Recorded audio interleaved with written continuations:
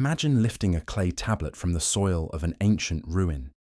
It's small, fragile, covered in strange wedge-shaped marks pressed into soft clay thousands of years ago. You brush away the dust. You begin to translate.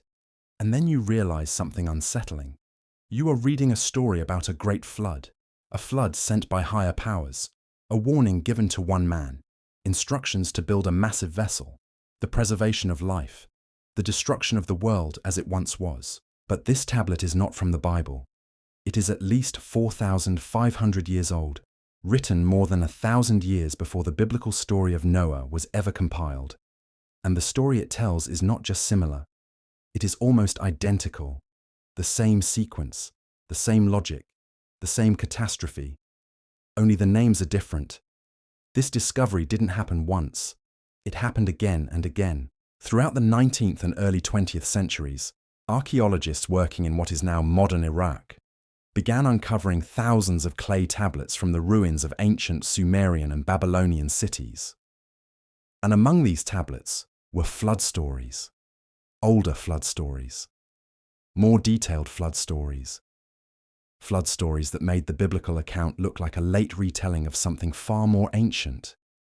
And then things became even more disturbing, because these tablets did not just describe the flood, they described the world before it. They spoke of cities that existed long before the waters rose, of kings who ruled for impossibly long spans of time, of a civilization that seemed to appear almost fully formed in southern Mesopotamia around 5,000 years ago, complete with writing, mathematics, astronomy, law, medicine, and complex social organization, all emerging with startling speed. If you're listening to this to fall asleep, that's perfect. That's exactly why this story is told slowly. So take your time, because the question these tablets raise is not a small one. What if the Great Flood wasn't just a myth? What if it wasn't just a local disaster, but a catastrophe so profound that cultures across the world preserved its memory in different forms? And what if the people who invented writing, the Sumerians, using humanity's first known script, were not inventing a story, but preserving a memory of a world that ended? The Sumerians emerged in the land between the Tigris and Euphrates rivers around 4,500 BCE. They built the first true cities, places like Uruk and Eridu, with tens of thousands of inhabitants, massive temple complexes, advanced irrigation systems, and organized armies. They invented writing, not for poetry or myth at first, but for administration, grain rations, beer distributions, temple inventories, the ordinary machinery of civilization. But once writing existed, something else happened. They began recording their stories, their legends, their history, and pressed into wet clay, baked hard by the Mesopotamian sun, they recorded something extraordinary, a memory of the world before, a memory of the flood that separated that world from this one, a memory of how a small number of survivors carried knowledge across the boundary between ages. Most people know the story of Noah. Very few realize that it is only one version of a much older narrative. In Sumerian texts, the flood survivor is called Ziusudra. In the Babylonian Epic of Gilgamesh, he is Utnapishtim. In the Akkadian Atrahasis Epic, he is the exceedingly wise man chosen to preserve life. Different names, same story, all older than the Hebrew Bible. So what is really going on here? Are these stories just ancient myths meant to explain natural disasters? Or are they echoes, distorted but persistent, of something real? The tablets themselves still exist. They sit today in museums. The British Museum, the Louvre, the University of Pennsylvania. They are not fringe speculation. They are primary historical sources, and they are telling us something. The question is whether we are ready to listen.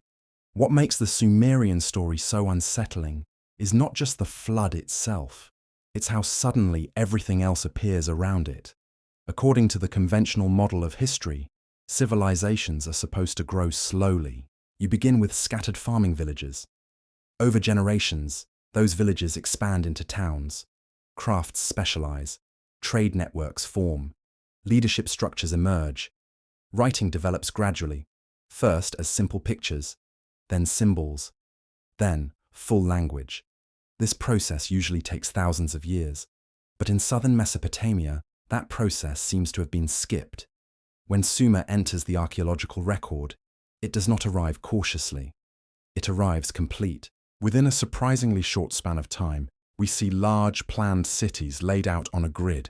Monumental architecture rises from the flat alluvial plains, ziggurats built of millions of bricks, aligned with celestial cycles.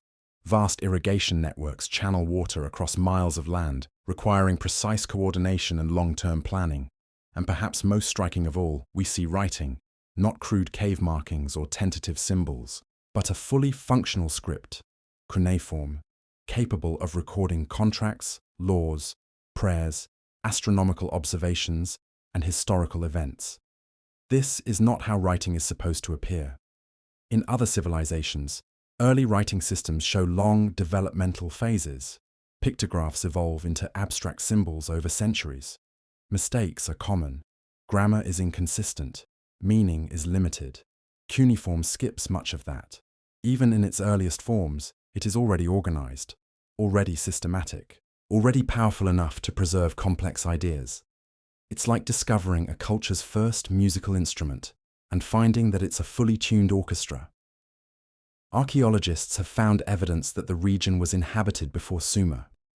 There were farming communities, villages, simple tools, but nothing that predicts what came next. Then, almost suddenly, Sumerian civilization appears with advanced agriculture, mathematics, astronomy, law, medicine, metallurgy, and administration already in place. This abruptness has caused debate for over a century. Some scholars have suggested that the Sumerians migrated into the region from elsewhere, bringing their knowledge with them. But that explanation only pushes the problem back one step. Migrated from where? No other known civilization of that time shows comparable sophistication. Others argue that favorable conditions, rich soil, abundant water, flat terrain, accelerated development, and that's likely part of the answer. But it doesn't explain the completeness. It doesn't explain why Sumerian mathematics already used a base 60 system sophisticated enough that we still rely on it today, dividing hours into 60 minutes, circles into 360 degrees. It doesn't explain why their astronomical observations were precise enough to track planetary movements with accuracy that would not be matched elsewhere for millennia. It doesn't explain why early Sumerian medical texts already describe surgical procedures, pharmaceutical preparations, and diagnostic techniques that imply generations of accumulated experience. And it doesn't explain why Sumerian architecture shows confidence from the very beginning. Building monumental structures requires trial and error, failures, collapses, lessons learned the hard way. But the earliest ziggurats show remarkable competence, as if the builders already knew what worked. The Sumerians themselves noticed this strangeness. They did not claim to have invented civilization. They claimed to have received it. Their texts repeatedly state that kingship, law, agriculture, writing, and measurement were not human discoveries. They were gifts, lowered from heaven. In Sumerian belief, civilization was not created, it was restored. This idea appears again and again in their myths and records. Knowledge is described as ancient even in the earliest texts. The gods are portrayed not as creators ex nihilo, but as administrators, assigning roles, setting boundaries, establishing systems, and this belief ties directly into the flood. Because according to the tablets, the flood did not mark the beginning of civilization. It marked a restart. Before the flood, there was order, cities, kings, specialists, knowledge. After the flood, there was recovery. Survivors carried something across the waters, not just their lives, but fragments of a lost world. And this is where the story begins to shift from mythology into something more uncomfortable. Because the tablets do not treat the pre-flood era as fantasy. They treat it as history. They divide time cleanly into two ages, before the flood and after the flood. And they insist, over and over, that what existed before was not primitive chaos. It was organized, advanced, and old. That belief is preserved most starkly in a single document that continues to trouble historians to this day. a document that does not speak in poetry or metaphor, but in names, numbers, and reign lengths that should not be possible. The Sumerian King List. And once you read it carefully, it becomes very difficult to dismiss what the Sumerians thought they were remembering. The Sumerian King List does not read like a myth. That's what makes it so difficult to ignore. There are no monsters in it, no epic battles, no poetic flourishes. It is dry, administrative, almost bureaucratic. City names, king names, lengths of reign. It begins with a simple sentence. After kingship descended from heaven, kingship was in Eridu. Not began, not emerged, descended. According to the list, the first king of Eridu was Alulim. His reign lasted 28,800 years. The next king, Alalgar, ruled for 36,000 years. Others follow, each reigning for tens of thousands of years. 8 kings in total before the flood. Their combined reign, nearly 250,000 years. Then the list states, without drama, the flood swept over. And everything changes. After the flood, kingship descends again, this time to the city of Kish. The reign lengths immediately shrink. The first post-flood king rules for 1,200 years. Still extraordinary, but nothing like the numbers before. Then the next kings reign for hundreds of years, then decades. Eventually, the list reaches kings whose reigns match other historical records exactly. 20 years, 35 years, 15 years. Normal human history. It is as if myth slowly hardens into verifiable reality right in front of you. This pattern appears in every surviving version of the list. The numbers vary slightly between copies, but the structure is always the same. Impossibly long reigns before the flood, gradually shortening afterward until they align perfectly with known history. If this were pure invention, why this pattern? Why not draw a clean line? Myth before, history after. Why the slow tapering? And why present it in such a restrained tone? The Sumerians knew how to write myths. Their epics are full of gods, monsters, and cosmic drama. The King List is none of that. It reads like what it claims to be, a record. That doesn't mean it's literally true, but it does mean the Sumerians believed it was. Scholars have proposed many explanations. Some suggest the numbers are symbolic. Others argue they represent dynasties rather than individuals. Some propose that the units are not years, but months or seasons. Yet none of these explanations fully resolve the problem. If the reigns are lunar months, the longest reigns still stretch into thousands of years. If they represent dynasties, why assign a single name and a precise number? And if it's symbolic, why the careful numerical structure and gradual decline? The Sumerians were not careless with numbers. They were among the greatest mathematicians of the ancient world.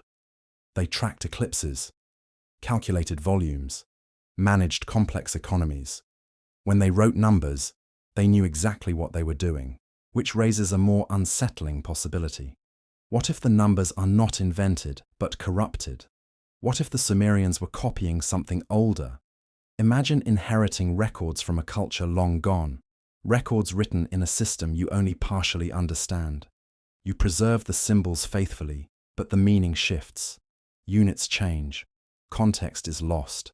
A lifespan becomes a reign. A cycle becomes a year.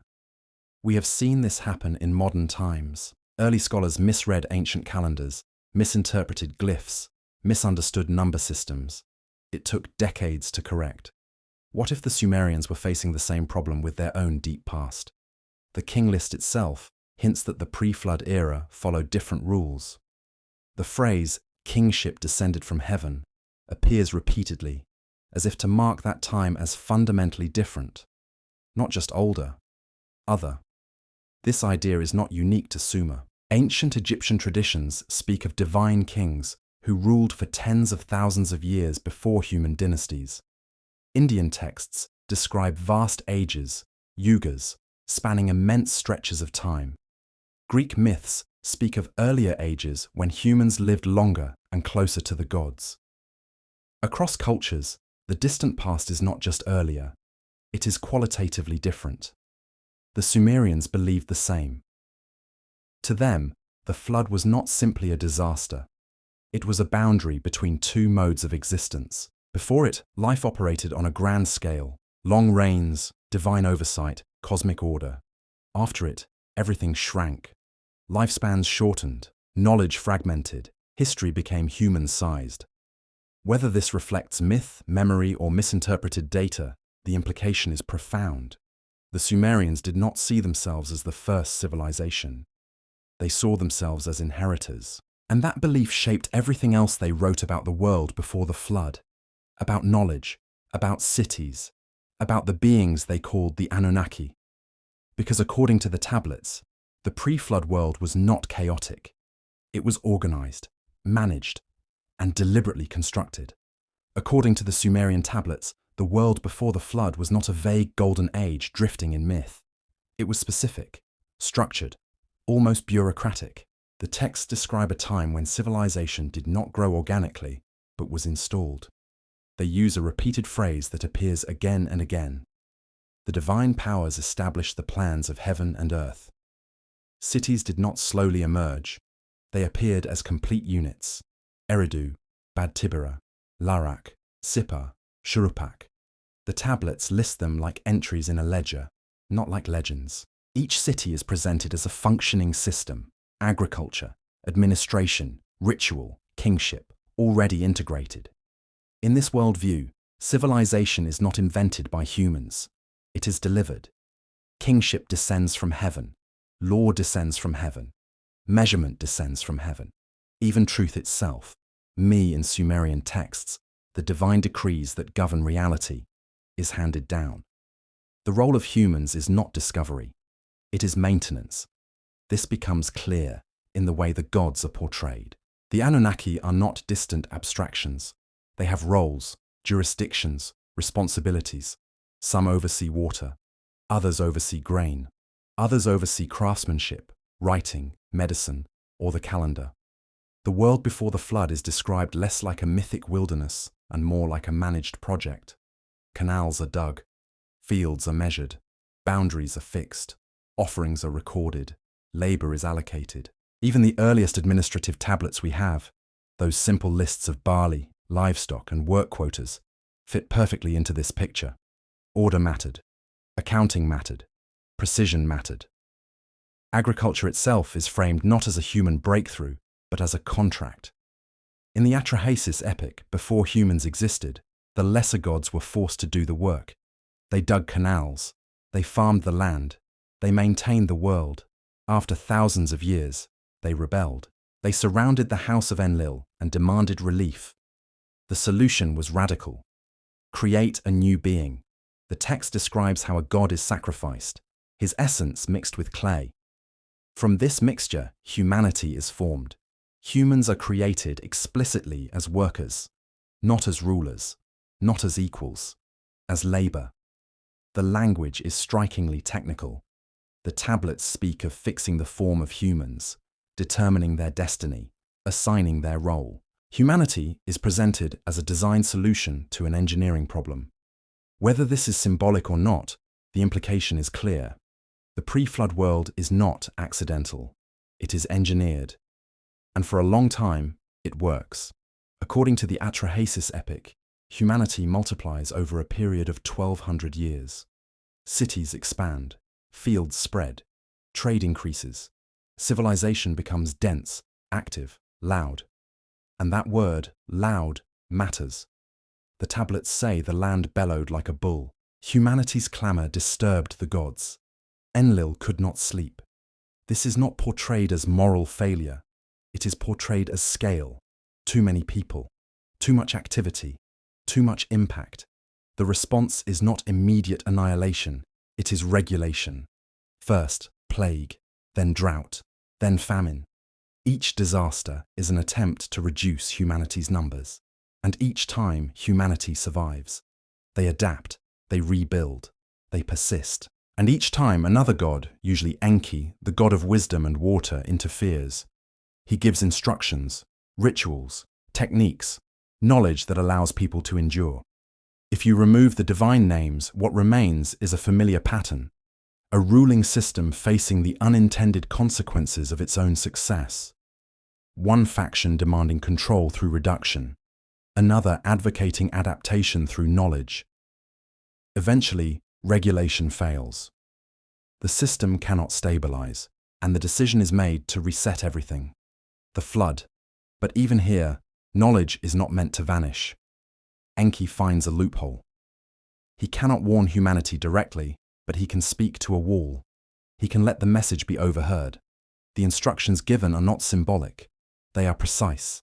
Dimensions, materials, waterproofing, structural design. The chosen survivor is told to bring not just animals, but craftsmen, specialists, the carriers of skill, the seed of civilization. The implication is unmistakable. This is not just survival. It is archiving, a deliberate attempt to compress the knowledge of an entire world into a single vessel before destruction. And that brings us to a question the tablets quietly insist we ask. If the pre-flood world was so ordered, so advanced, so managed, what exactly was lost?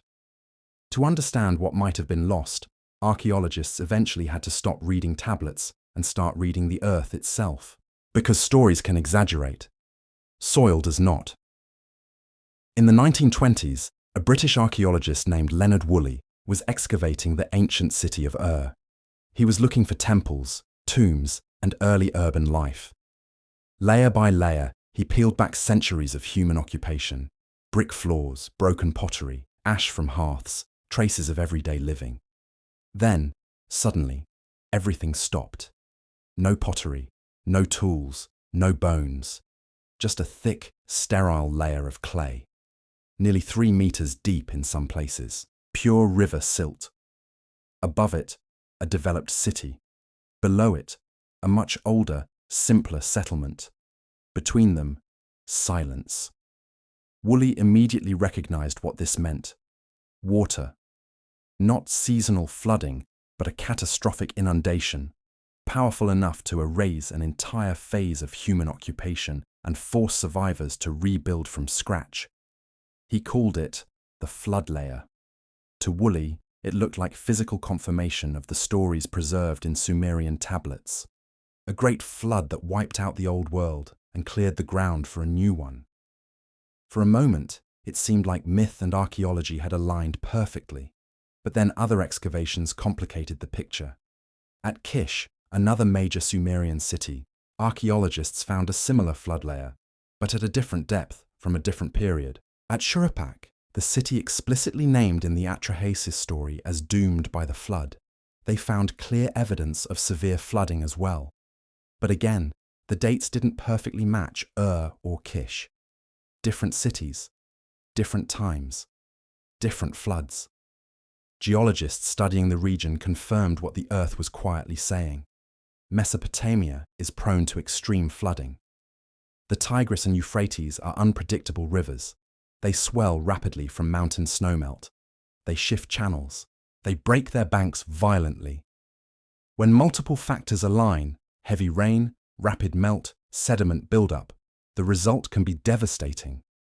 Entire cities built of mud brick can dissolve in days.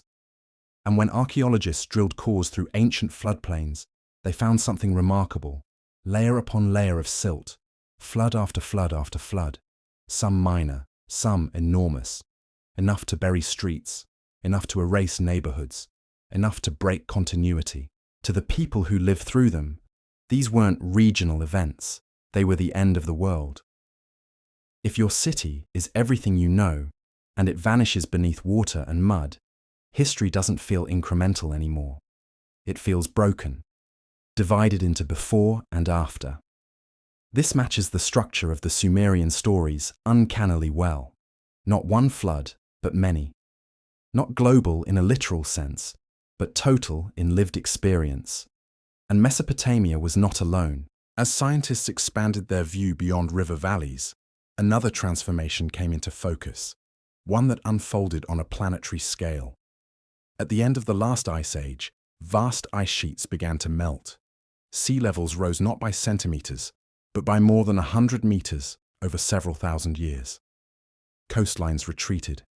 plains vanished.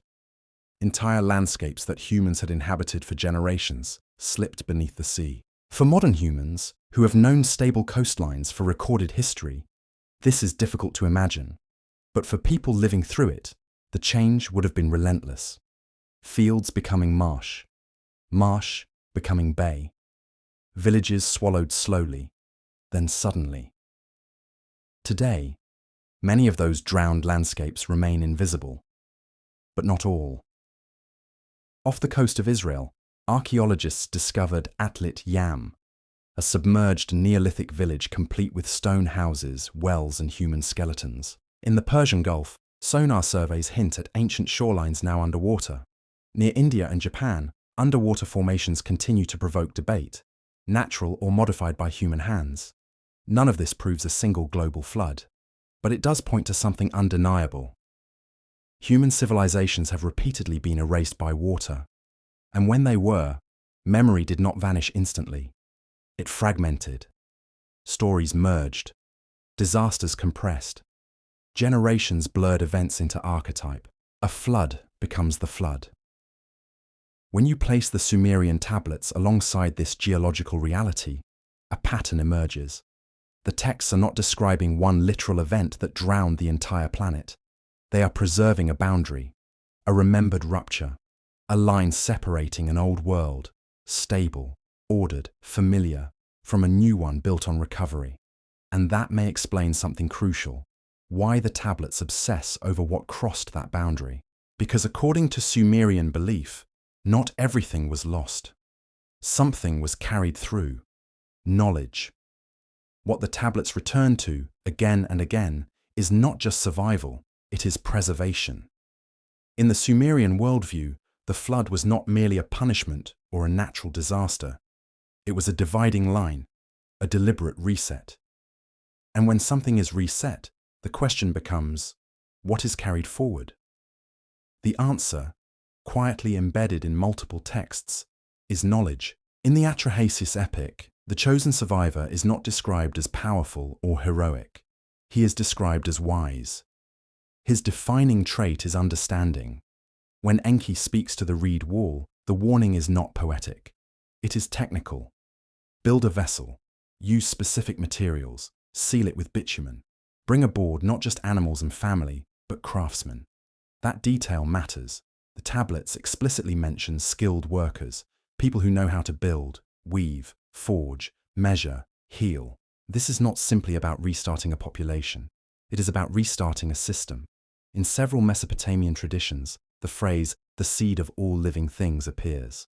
On the surface, it sounds biological: animals, crops, genetic continuity. But in Sumerian thought, seed also carries a broader meaning: origin, essence, pattern, the seed of civilization. Later Babylonian texts make this even clearer. They speak of antediluvian sages, the Apkallu, semi-divine figures who lived before the flood. These beings are described as teachers. They instruct humans in writing, mathematics, architecture, medicine, and ritual. And then, after the flood, they disappear. In some versions of the tradition, the Apkallu inscribe their knowledge on tablets and hide them, buried in foundations, sealed in containers, placed where water and time might spare them. Other versions suggest the knowledge is carried in memory, encoded in ritual, geometry, and sacred lore. Either way, the idea is consistent. Knowledge is fragile. It must be protected. This belief did not remain abstract. Archaeology has shown that Mesopotamian builders often buried inscribed objects beneath temples, gates, and walls. Foundation deposits, cones, tablets, figurines, were sealed into structures as messages to the future. Warnings, dedications, instructions. They were not meant to be read immediately. They were meant to survive collapse. This practice makes more sense when you view it through the lens of flood memory. If your world has already ended once, you think differently about permanence. You don't assume continuity. You plan for interruption. And this mindset is not unique to Mesopotamia. In later Jewish traditions, Enoch is described as a pre-flood figure who records astronomical and calendrical knowledge, then passes it on. In some accounts, His writings are hidden or sealed. In Islamic traditions, prophets before the flood receive scrolls of wisdom that are preserved through catastrophe. In India, the flood hero Manu does not just save living beings. He preserves the laws, rituals, and hymns that structure society afterward. Knowledge is not rediscovered, it is remembered. Across cultures, the pattern repeats. Someone knows, someone prepares, something is saved, which raises an uncomfortable possibility. When we look at early Sumerian achievements, sudden writing systems, standardized measurements, advanced astronomy, complex legal codes, are we witnessing invention or reconstruction? Are we seeing a civilization starting from zero, or one piecing together fragments from a world it believes existed before? The Sumerians themselves seem to answer that question. They never claim originality, they claim inheritance. Kingship descends, law descends, knowledge descends. Their earliest texts speak as if the blueprint already exists, and their task is to implement it again. This doesn't mean there was a technologically advanced global civilization identical to ours. It doesn't require lost machines or anachronistic tools. It only requires something simpler and more plausible, that human societies before recorded history were more complex than we often assume, and that catastrophic floods repeatedly erased their material traces, leaving only stories, patterns, and partial instructions behind. Clay can preserve writing. Stone can preserve alignment. Memory can preserve narrative. But everything else is fragile. Wood rots, metal corrodes, coastal cities drown. And when that happens, the next civilization inherits results without context. They see advanced outcomes without the steps that led there. And so they say the knowledge came from the gods. Because how else do you explain something that feels older than your own beginning? As you let this settle, notice what the flood stories are really about. They are not obsessed with destruction. They are obsessed with continuity, with the fear that knowledge once lost may never return in the same form. If that sounds familiar, it should, because every civilization believes itself to be permanent until it isn't. When you step back from Mesopotamia and widen the frame, the pattern becomes impossible to ignore. The Sumerians were not alone in remembering a world undone by water. Versions of the flood story appear on every inhabited continent, often in cultures that developed in complete isolation from one another. Different landscapes, different gods, different languages. And yet, the structure of the story remains strangely consistent. A warning, a chosen survivor or small group, a vessel, a refuge, a container of life. Rising waters that erase the familiar world, a landing on high ground, and a new beginning shaped by preserved knowledge. In the Hebrew tradition, Noah is warned, builds an ark, saves animals, releases birds, and steps onto a renewed earth bound by a covenant. In India, Manu is warned by a divine fish, builds a boat, preserves the seeds of life and law, and becomes the ancestor of a restored humanity. In China, stories speak of a great flood that reaches the heavens, followed by heroic figures who tame the waters and rebuild order. Across the Pacific, Polynesian legends tell of a man who survives a world flood in a great canoe that comes to rest on a mountain. In the Americas, indigenous traditions speak of earlier worlds destroyed by water, with a few survivors carried to safety to begin again. Anthropologists have documented flood myths in more than 200 cultures. Some are brief, others are detailed, but the core elements repeat with unsettling frequency. This raises a question scholars have debated for generations. Did all these cultures independently invent the same story? One explanation is psychological. Water is powerful. Floods are terrifying. Humans live near rivers and coasts. A single devastating flood can feel like the end of everything you know. Over time, memory amplifies disaster into cosmic scale. A village flood becomes a regional flood. A regional flood becomes the flood. Stories converge not because of shared history, but because of shared fear. This explanation makes sense, but it doesn't explain everything. It doesn't explain why the stories so often include technical details, instructions, measurements, lists of preserved animals or seeds, the idea that knowledge, not just life, must be saved. Nor does it explain the geographic distribution. Some flood traditions come from inland regions far from major rivers. Others appear in island cultures where rising seas, not rainfall, were the threat. Still others echo environments shaped by glacial melt and sudden water surges at the end of the Ice Age. What if these stories are not copies of one event, but memories of many?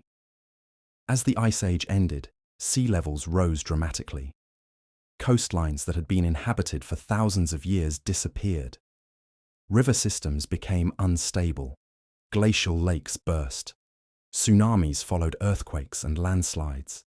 To the people living through these changes, the world really was ending. And when survivors moved inland or uphill, they carried their stories with them. Over generations, separate catastrophes blended into a single archetype: the flood, a narrative sturdy enough to carry memory across millennia. From this perspective, the Sumerian tablets are not unique because they describe a flood. They are unique because they wrote it down. They captured in clay what had previously existed only in oral tradition. They fixed memory into material form. And once that happened, the flood became history, not literal in every detail, but real in its impact. A boundary in time. This may be why the Sumerians were so focused on what came before and after, why they divided kingship into 2 ages, why they spoke of lost wisdom and restored order, why they believed civilization itself was not invented, but returned. They were living in the shadow of collapse, and perhaps that is the most important lesson buried in these tablets. Civilization is not a straight line. It is fragile. It depends on stable climates, predictable water, preserved knowledge, and uninterrupted transmission between generations. When those conditions fail, even the most sophisticated systems can unravel. What remains afterward is not always rubble. Sometimes it is story, sometimes it is ritual, sometimes it is numbers carved into clay that no longer quite make sense, and sometimes it is a deep, persistent feeling that the world you inhabit is not the first version, that something came before. As you let this story fade into the quiet, consider the possibility that flood myths are not warnings about divine anger, but about memory. They remind us that knowledge can be lost, that progress is reversible, that entire worlds can vanish beneath water, sediment, and time. And they ask a final, unsettling question. If catastrophe returned, if coastlines drowned, if rivers shifted, if systems failed, what would we choose to carry forward? What knowledge would survive? And what stories would future civilizations tell about us? Rest with that thought. Because the past, like the water, is never as distant as it seems. And that brings us, quietly, to the present. Because the real power of these ancient flood stories is not what they say about the past. It's what they reveal about us. The Sumerians did not record their flood traditions to entertain. They recorded them to explain why the world felt broken, why knowledge felt inherited rather than invented, why civilization seemed to arrive already carrying scars. They believed they were living after something, after a collapse, after a reset, after a forgetting. And in that belief, they were probably closer to the truth than we like to admit. Modern civilization rests on an assumption that feels natural to us: continuity. We assume that knowledge accumulates, that progress is permanent, that once something is discovered, it cannot truly be lost. History does not support that assumption. Writing disappeared in parts of the ancient world for centuries. Engineering techniques were forgotten and later reinvented. Entire scientific traditions vanished when institutions collapsed. The fall of Rome did not just end an empire. It erased infrastructure, literacy, and technical knowledge across vast regions. The people who lived afterward walked among ruins they could not reproduce. They told stories about giants, about gods, about ancestors who knew more than they did. Sound familiar? The Sumerians stood in a similar position. They looked back toward a time they believed was greater, longer, more ordered, a time before the flood. Whether that belief was literally true is almost beside the point. What matters is that they experienced civilization as something fragile, something that could end, something that had ended before, and so they obsessed over preservation. They wrote everything down. They counted everything. They buried tablets in walls. They aligned temples with the sky. They tried, in every way they knew how, to anchor knowledge against loss. Because once you believe the world has already ended once, you never fully trust it not to end again. That mindset may be the most ancient inheritance of all. When we read the flood stories today, we often ask the wrong question. We ask, did this really happen? A better question might be, what were they afraid of forgetting? The flood is not just water. It is interruption. It is collapse.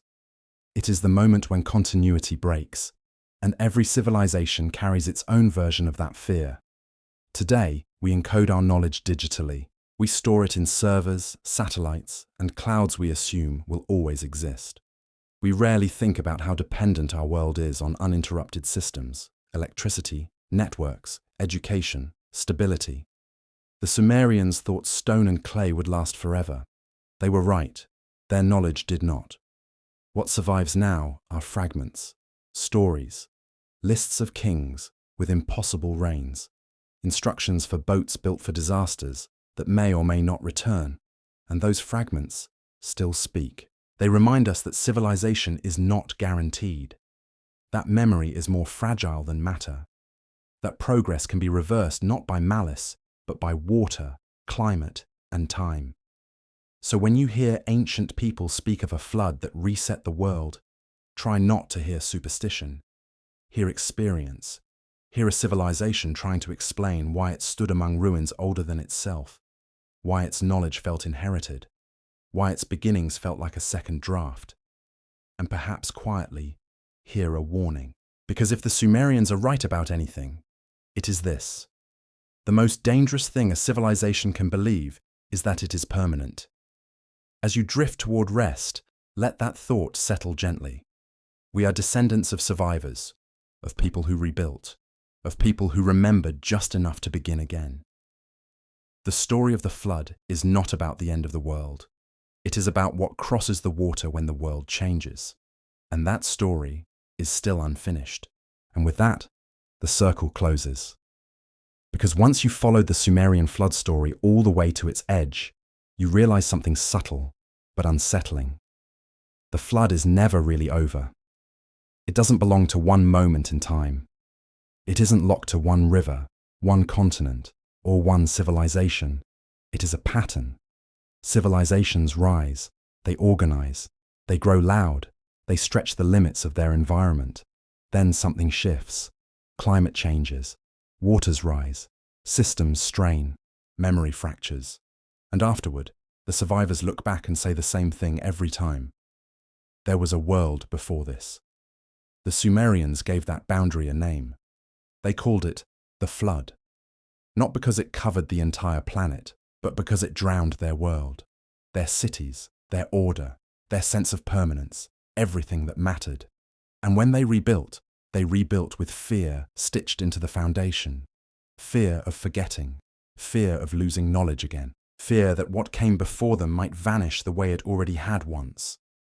That fear is why they wrote so obsessively, why they counted so precisely, why they aligned temples to the sky, why they buried tablets beneath walls and floors. They weren't just recording history, they were trying to outrun erasure. From our perspective, thousands of years later, it's easy to smile at the gods, the impossible kings, the boats coated in bitumen, but strip away the symbolism, and what remains is painfully modern, a civilization aware of its own fragility, a culture haunted by collapse, a people who believed knowledge could be lost forever. They weren't wrong. Most of it was. We don't know what pre-flood cities really looked like. We don't know what technologies may have existed along drowned coastlines. We don't know how many human stories ended without leaving a single trace. All we have are echoes, clay tablets, flood layers, myths that refuse to disappear. And maybe that's enough. Because the value of these stories is not in proving whether a global flood happened exactly as written. Their value lies in what they teach us about memory, about how humans respond to catastrophe, about how knowledge survives not through perfection, but through storytelling, about how myths are not lies, but containers designed to carry truth through chaos when facts alone cannot survive. The Sumerians understood that.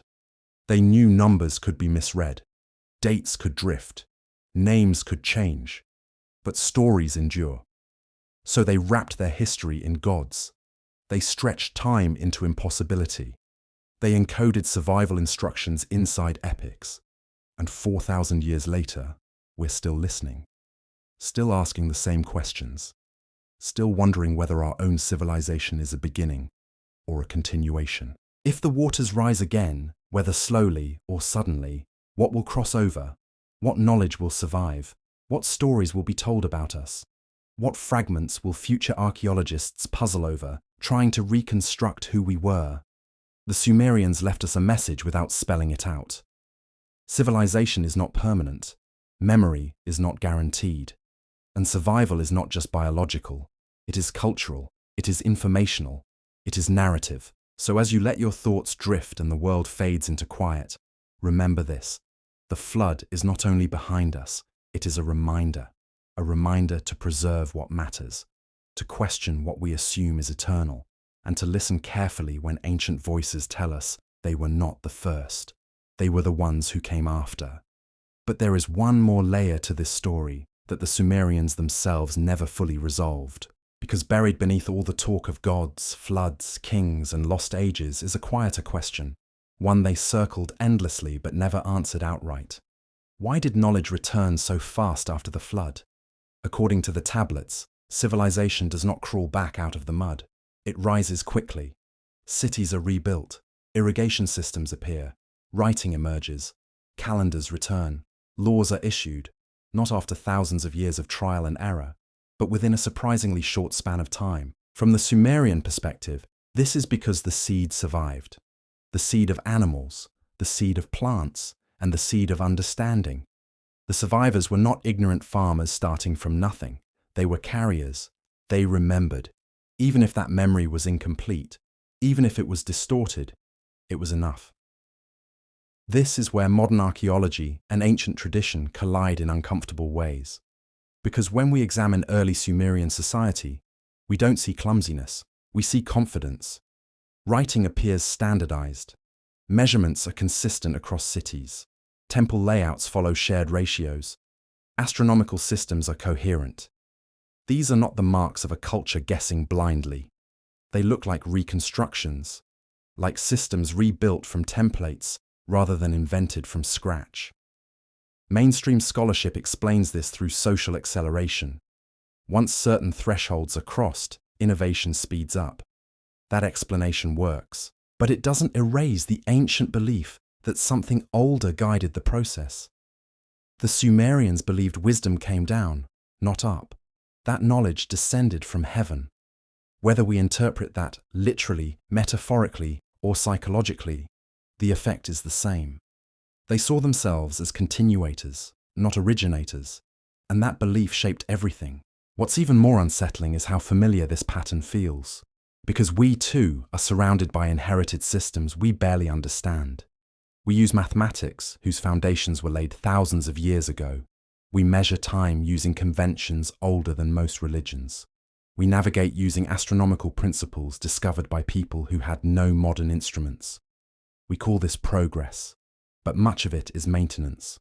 We are not inventing civilization from scratch. We are keeping it running. And like the Sumerians, we rarely ask what happens if continuity breaks, if power fails, if archives burn, if networks collapse, if memory fragments. The Sumerians asked that question constantly. They had already seen the answer once. This may be why flood myths never truly disappear. They are not about punishment. They are not about morality. They are about system failure, about what happens when complexity exceeds resilience, when environment shifts faster than culture can adapt, when order collapses into noise. The flood is simply the most vivid metaphor humans have ever created for that moment. And once a culture experiences it, even indirectly, it never forgets. It encodes the lesson into myth. So when we read the Sumerian tablets today, we are not just studying ancient religion. We are studying the psychology of survival after collapse. A civilization that believed it was living in the shadow of something greater.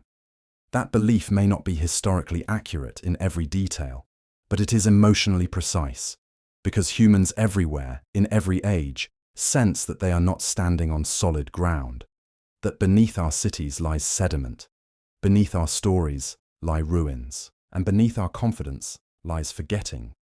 The Sumerians named that forgetting the flood. We may give it other names, but the fear is the same. There is one final contradiction in the Sumerian story that almost no one talks about. According to the tablets, the flood was meant to erase humanity. And yet, humanity survived. Not by accident, not by luck, but because someone knew, someone had advance warning, someone had instructions, someone understood what was coming. That detail alone changes everything, because floods caused by nature do not send blueprints in advance. Storms do not whisper measurements. Rivers do not specify materials. Tectonic shifts do not instruct you to coat a vessel in bitumen. And yet, the Mesopotamian texts insist on preparation. They insist on foreknowledge. This is where myth and history blur into something more unsettling. If the flood was purely natural, then the warning must be symbolic. A narrative device, a way to explain survival after the fact. But if the warning reflects a real awareness of an approaching catastrophe, whether climatic, geological, or environmental, then the story preserves something else entirely. Not divine intervention, but anticipation. The ability to recognize patterns before collapse. Ancient people watched the sky, the rivers, the seasons, the stars. They noticed when things stopped behaving normally.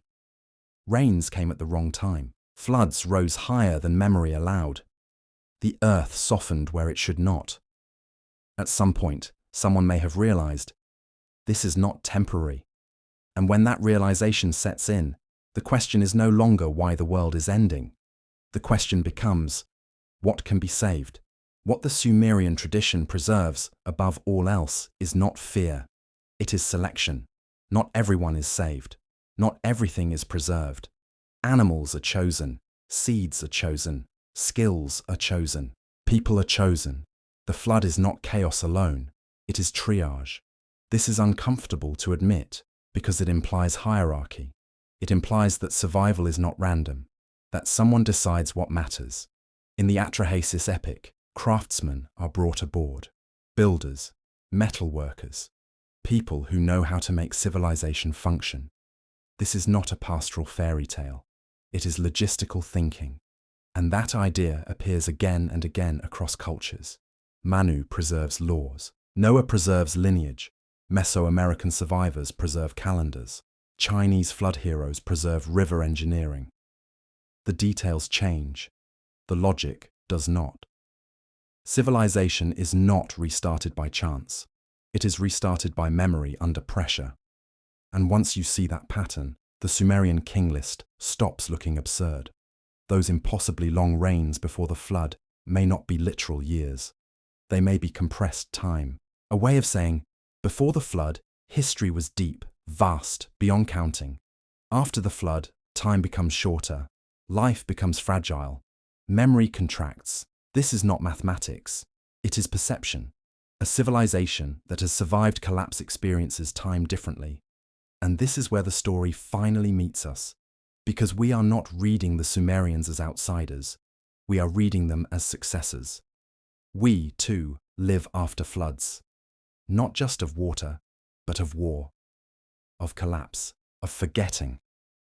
We have watched cities vanish, languages disappear, knowledge burn. We live among technologies we did not invent, systems we do not fully understand, infrastructures we assume will always be there, just like they did.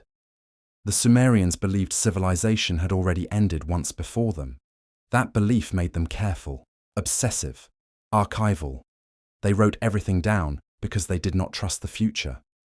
That may be their greatest legacy, Not the gods, not the kings, not the flood, but the understanding that memory is more fragile than stone, and that once it is lost, it does not return whole.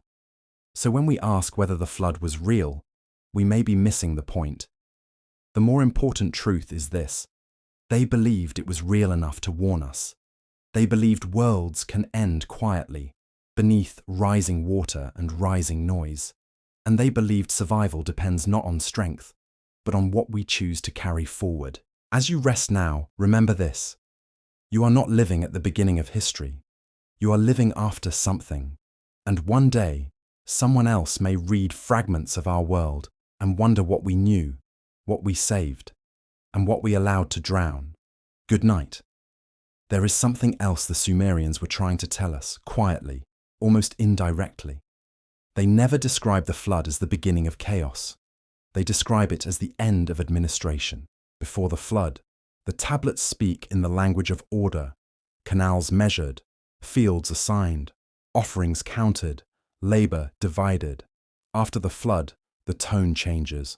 Civilization returns, but it returns smaller, more fragile, more local. The gods are still there, the rituals still exist, but the confidence is gone. It is as if the Sumerians believed the pre-flood world was managed in a way the post-flood world never fully recovered. That detail matters, because it suggests that what was lost was not just land or lives, but systems. In the tablets, pre-flood kings do not merely rule. They maintain balance. They oversee irrigation networks that stretch beyond any single city. They regulate food distribution across regions. They mediate disputes not just between people, but between cities and gods. This is not tribal leadership. This is civilizational governance. And when the flood comes, that level of coordination collapses. Afterward, kings rule shorter spans. Cities compete instead of synchronize. Knowledge becomes specialized, guarded, localized. The world fractures. The flood does not just wash away buildings, it decentralizes reality. And once that happens, no civilization ever fully returns to what existed before. This may explain one of the strangest patterns in ancient history. After the flood, whatever it truly was, we see brilliance everywhere, but never again in one place. Egypt masters stone. Mesopotamia masters writing. The Indus masters urban planning. China masters metallurgy. But no single culture regains the total package. It is as if humanity inherits fragments, pieces of something once whole. Each civilization becomes a specialist, not a generalist. And when later cultures speak of gods teaching them one thing, agriculture, astronomy, law, it may not be mythology, it may be inheritance divided. The Sumerians seem to understand this. That is why they were obsessed with lists. King lists, god lists, city lists, star lists. Lists are not poetry. They are reconstruction tools. If you lose the system, you preserve the components. You write them down so someone, someday, might notice the pattern again. Their tablets read like the work of people who believed, we are living in the aftermath. That belief changes behavior. You stop assuming progress is inevitable. You stop assuming knowledge accumulates forever. You start archiving. That instinct may be the most advanced thing about them. And perhaps this is the quietest warning hidden in the flood stories. Civilization does not end in fire and screaming. It ends in disconnection. When systems become too complex to maintain, when coordination fails, when knowledge fragments faster than it can be preserved. The Sumerians encoded that realization into myth.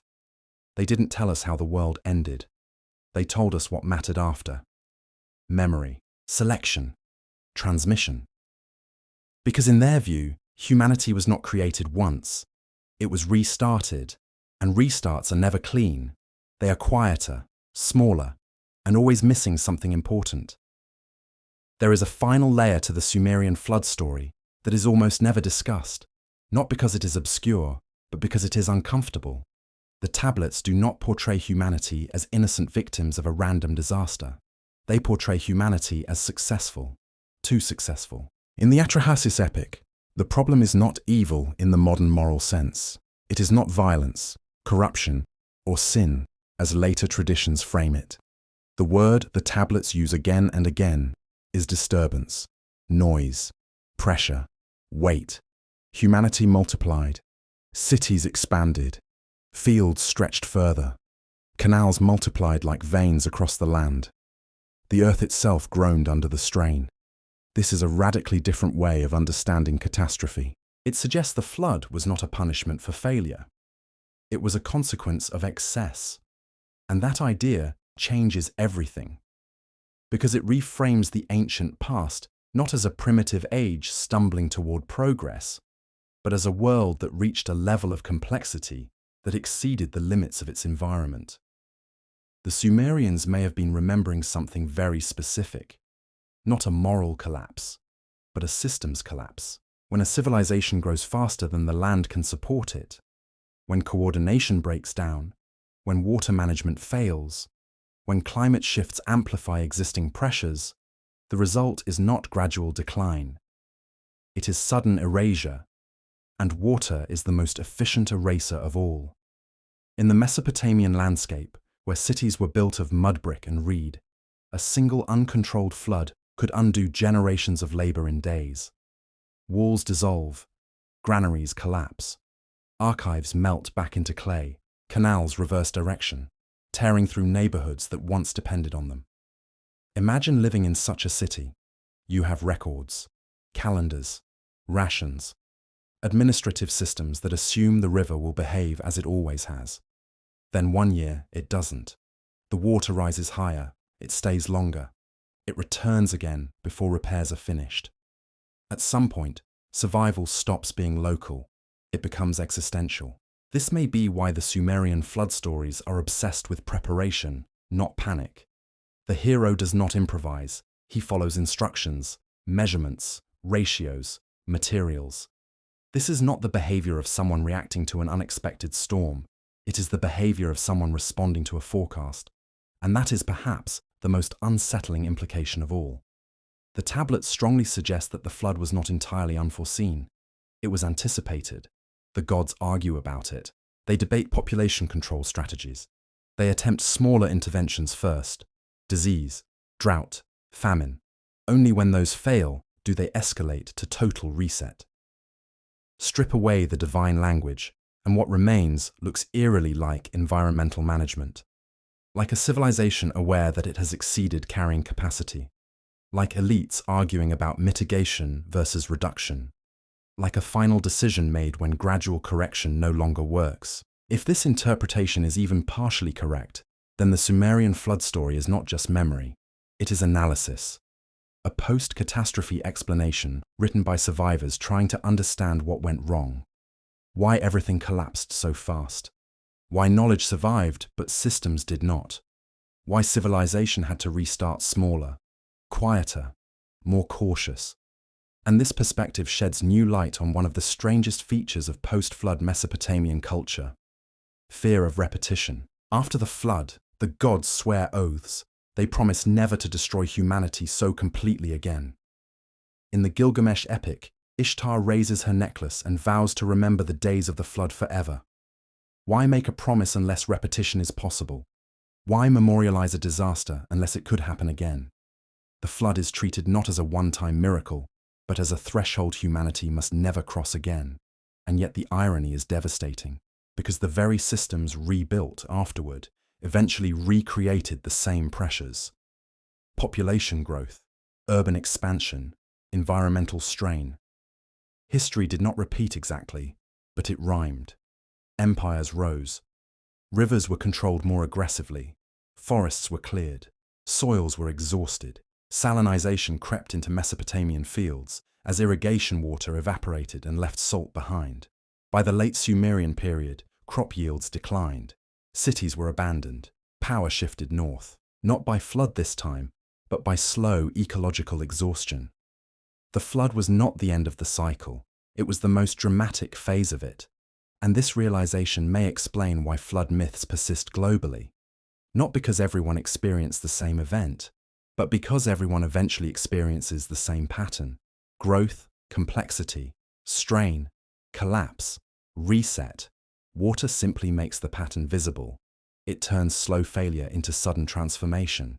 The Sumerians encoded this awareness into their deepest stories, not as abstract philosophy, but as narrative memory. And if we listen carefully, the tablets are not telling us what happened once. They are warning us about what always happens when a system forgets its limits, when coordination outpaces resilience, when knowledge survives but wisdom does not. In that sense, the flood story is not ancient. It is perpetually modern, and that may be why it still unsettles us, because somewhere, deep beneath the mythology, we recognize ourselves. We recognize the belief that progress is irreversible. We recognize the confidence that technology can solve every problem it creates. We recognize the assumption that systems will always scale. The Sumerians believed that once. Then they buried their certainty in clay and left us the story, not as prophecy, not as religion, but as memory shaped into warning. And perhaps that is why they never end the story with triumph. The flood hero does not build an empire. He does not rule the world. He is removed, sent away, made immortal, yes, but isolated. The future belongs not to the survivor of the flood, but to those who come after, piecing together fragments of what he preserved. Civilization resumes, but it does so without full access to what was lost. And that may be the most honest ending imaginable. Because collapse does not create utopia. It creates inheritance gaps. And humanity has been living inside those gaps ever since. At the very end of the Sumerian story, there is no victory, no celebration, no sense that humanity has finally learned its lesson. There is only continuity. Life resumes. Cities are rebuilt. Kings rule again. Fields are irrigated. Records are kept. The calendar turns. And yet, everything feels smaller. The flood does not create a golden age. It creates a reduced world. The Sumerians never say this directly, but it is everywhere between the lines. The kings after the flood rule for shorter spans. The cities are more numerous but less unified. Knowledge is still present, but it is fragmented. No single place holds everything anymore. Where once there was coordination, now there is competition. Where once there were sages, now there are scribes copying what they no longer fully understand. And perhaps that is the most important truth the tablets preserve. Civilization does not die all at once. It thins. It loses resolution. It survives, but at lower bandwidth. The people who come after believe they are advancing, because they cannot see what has been lost. The Sumerians could. That is why their myths are heavy with nostalgia, not for innocence, but for capacity. They remembered a time when the world felt administrable, when systems worked, when cities were part of something larger than themselves. After the flood, that confidence never fully returns. Even the gods change. They become more distant, more symbolic, less instructional. In the earliest texts, gods teach directly. They give measurements. They set rules. They assign functions. Later, they receive prayers, offerings, interpretations. The relationship shifts from collaboration to supplication, from management to worship. And that shift tells us something profound.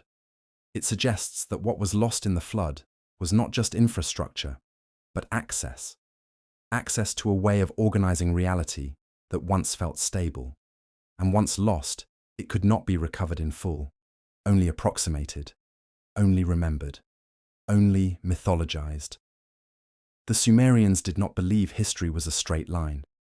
They believed it was segmented, divided by catastrophes, each age poorer in some way than the last, not morally poorer, not spiritually poorer, but structurally poorer, less capable of sustaining complexity without collapse. That belief shaped everything they did. It made them archivists rather than optimists. It made them record keepers rather than prophets. They were not obsessed with the future. They were obsessed with preserving the past, because they knew how easily it could vanish. And perhaps that is why their flood story never truly ends. It does not resolve. It does not reassure. It simply stops. like a memory that fades before it finishes speaking. And now, thousands of years later, we sit on the other side of that silence, reading their tablets, tracing their flood layers, comparing their myths to our data, trying to decide whether they were naive or wiser than we assume. Because when you strip away the gods and the numbers and the impossible reigns, what remains is unsettlingly familiar. A civilization aware of its own limits, a society haunted by environmental instability, a culture that knew growth could become dangerous. And that knowledge, more than any artifact, more than any ruin, is what survived the flood. It crossed into our world, quietly, pressed into clay, waiting. The Sumerians believed they lived after a reset. They believed they were inheritors, not originators. They believed something essential had been lost forever. Whether they were right or wrong is almost beside the point. What matters is that they remembered collapse. And memory of collapse changes how a civilization understands itself. It makes progress feel fragile. It makes permanence feel like an illusion. It makes preservation feel urgent. If there is a final lesson in the Sumerian flood story, it is not about water. It is about forgetting, about how easily knowledge slips away when systems fail, about how civilizations can restart and still never fully recover what came before, about how the most advanced societies are not those that grow the fastest, but those that remember their own vulnerability. The Sumerians left us that awareness. They buried it under temples. They encoded it in myth. They disguised it as gods and kings and floods. But it is there, still speaking, still warning. And as you drift into sleep, let that ancient voice remain gentle, not frightening. It is not telling you that collapse is inevitable. It is telling you that memory matters. That knowledge must be carried deliberately. That civilizations survive not by ignoring their limits, but by respecting them. The flood ended their world, but the story crossed the water. And now it rests here, with you, in the quiet.